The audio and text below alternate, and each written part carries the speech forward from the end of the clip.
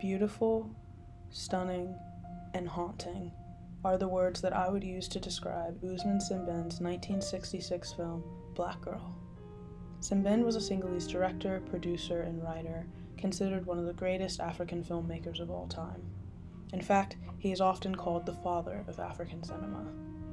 In his time also as a novelist, he was known for his political and deeply anti-colonial messages, which are in fact seen no better than in Black Girl.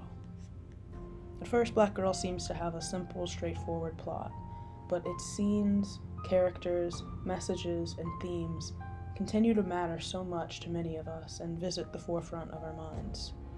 We follow Diawana, a young Senegalese woman looking for a better life and job opportunity. She lives in Dakar with a child, a lover, family surrounding her, but she takes the new, exciting opportunity to work as a governess for a French family, who then moves to the south of France, bringing her with them. She arrives in this new country excited, clad in their clothing such as dresses, heels, and pearls, but soon finds that this unfamiliar place is not as welcoming as she thought it might be. She is constantly in the face of racism, oppression, and sexism, and her employers treat her as an outsider rather than a human being.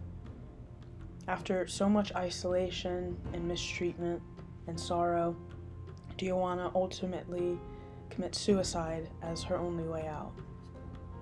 Thus, Black Girl focuses many of its themes on exploitation, sexism, oppression, racism, identity, and how to navigate a post-colonial and even anti-colonial world. This is very significant because we watch Sembene through the film Black Girl challenging the post-colonial world that Diawana herself is navigating. He depicts that France and proximity to whiteness and white people is not that glamorous or fulfilling. Diawana is constantly mistreated, which makes a statement about the effects of colonialism, post-colonialism, as well as racism, oppression, and sexism.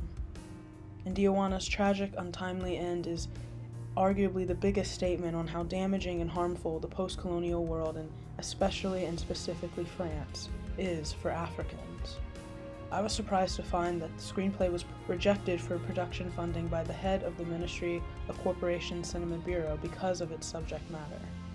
This rejection led Sembene to coin the term mégotage for the type of filmmaking he continued to make after Black Girl and for the rest of his career, referring to literally scrounging cigarette butts to have the means and resources to create a film.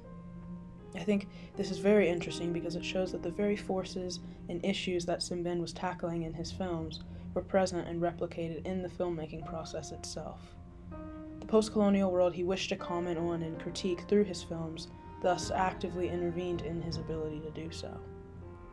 We are so lucky that he continued on and pushed forward even with disagreements from others.